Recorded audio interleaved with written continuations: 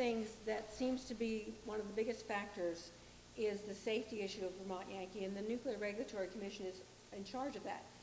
And I look at all the other government agencies. This is just one other government agency that is responsible for making sure that we are safe in that regard. You look at the Food and Drug Administration. They're constantly chasing after eggs and spinach and things that make people sick. They don't really do their job as well as they possibly could. You look at the oil rigs blowing up in the Gulf and so forth and killing people, and possibly the government people who inspect the oil rigs were a little lax. You look at the government inspectors who are over the coal mines, where 200 miners die every year in our coal mines. Possibly that regulation agency is not up to snuff. In the Nuclear Regulatory Commission, that agency has not had an incident since 3 Mile Island, and that particular plant closed down as designed. So no one was hurt. No one has been injured or killed in the nuclear industry for 40 or 50 years. That's a sterling record. And I think of all the government agencies that we trust and depend upon, they're the leader of what a good government agency should do. So now all of a sudden to say, well, we don't trust them. Do you trust any of the government? People have to decide. And I think the risk of having an economy that's really going to be burdensome and be a long trough to get out of is a far greater risk than anything Vermont Yankees. Fine, and I do apologize for being late. I had a commitment with CNN to discuss an issue that actually has about 1,500 Vermonters involved, which is Afghanistan, a place with real risks. And indeed, I think as many of you know, that is my background. It is as a diplomat, having worked in the Balkans during the wars there, and most recently in Afghanistan. But in all that time, Vermont was always my home. Townsend was always my home, a place I cared deeply about. And I decided to run this year because I'm concerned about the state that we're in. I'm concerned about the fiscal crisis that we face. We were able to deal with the budget in the last cycle thanks to the federal stimulus funds, most of which will not be there in the coming period. I also see a big opportunity with the passage of the federal health care bill to continue to build on what we've done in Vermont to bring about the goal of affordable and universal health care. And finally, I think what I bring to this race is a matter of approach.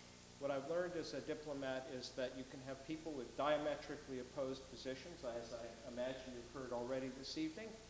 But if you go beyond those positions, which seem so intractable, you can find common interests.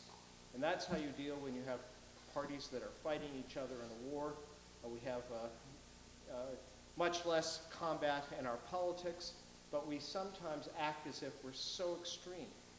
And so one of the things I want to do is to try to find common ground to address our problems.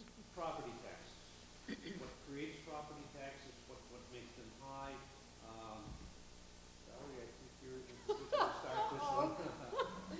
This is a very common issue. I heard it for many, many years when I was on the board of Well, is the question what creates them, or what should we do about them, or all of the above? What can we do about high property taxes? To simplify this question, what can we do about the high property taxes in the state of Vermont? I'll defer to more seasoned Democrats than I, or Republicans for that matter. I do think property taxes are a real challenge in the state. I remember clearly when I moved here 16 years ago, my father warned me about them. I am not a proponent of raising property taxes further, and I'm not sure that anyone would be, but I think they're a problem, and I think the answer to possibly keeping them level, or at least level, is job generation. And until then, I think we'll continue to rely on property taxes, possibly to unwise extent. Mr. Galbraith. Well, property taxes are, of course, the major source of funding of our cities and towns, and the statewide property tax, of course, of our schools.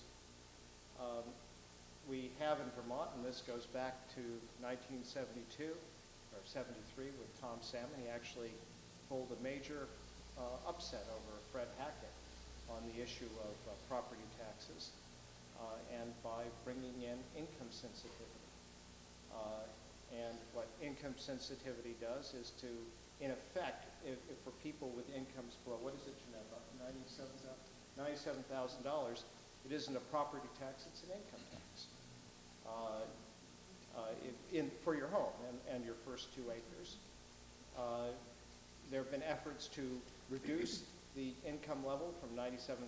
Actually, Governor Douglas proposed that. I would be against it. There are efforts to reduce the value of the home. Certainly in a rising market, you find people who are living in homes that they may have bought at a low price that have become quite valuable, and then they move out of the income sensitivity. I think basically the income sensitivity ought to apply to everyone. I'm opposed to the idea of reducing the limits. That basically treats in-state property as an income tax. Of course, we are a state in which we have many people who are second homeowners. By having a property tax, we collect a lot of revenue from those people, and that is an important part of our revenue base. It's an issue, of course, also for people who have commercial property. It's an issue for people who have rental property.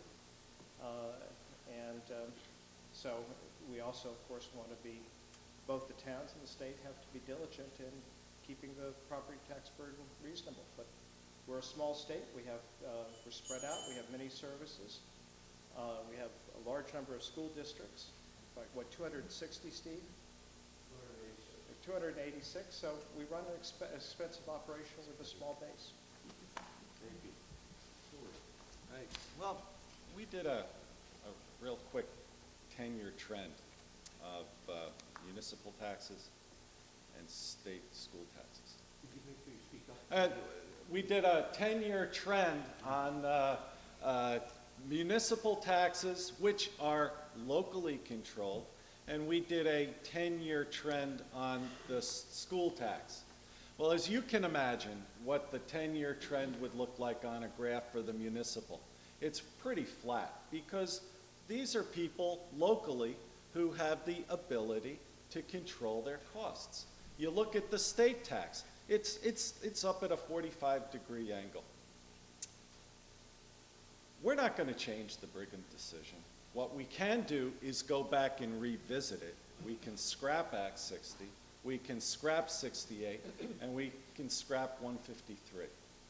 I really believe that, as Rick mentioned, that if we track money per pupil, that we can control costs. And that will then reflect the savings in our property tax. It's we got to find a market-oriented way to control costs, and school choice does that. That is, I think, the most. It's a global approach. What we've been doing is just abject failure. So we need to look at a completely new way of doing it. The school choice is part of that answer.